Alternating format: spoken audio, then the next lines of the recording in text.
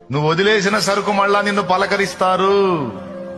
నువ్వు గతంలో చట్టాపట్టాలేసుకొని ఊరేగిన సరుకు మళ్ళా నిన్ను కలవరిస్తారు, నిన్ను పలకరిస్తారు, నీ మీద ప్రత్యేక శ్రద్ధ చూపుతారు, మళ్ళా నీ దగ్గరకు వస్తారు. గుర్తుపెట్టుకో.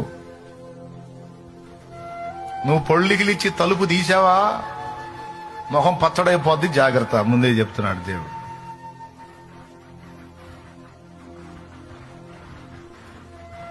హోస్ సైతానా అన్నావు నువ్వు బాగుపడతావు.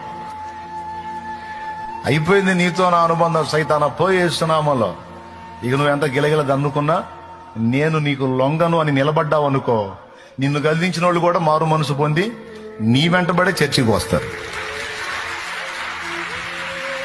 ఏయ్ జాగ్రత్త అంటున్నాడు దేవుడు. మారు మనసు పొందు. ఇగిలిచ్చావా సకిలిస్తావు, సత్తావు, జాగ్రత్త అని హెచ్చరిక చేస్తున్నాడు తమ్ముడా. మారు మనసు పొందాలనేది. నువ్వు వదిలేసిన సరుకు మళ్ళా నిన్ను పలకరిస్తారు. నువ్వు గతంలో చట్టాపట్టాలే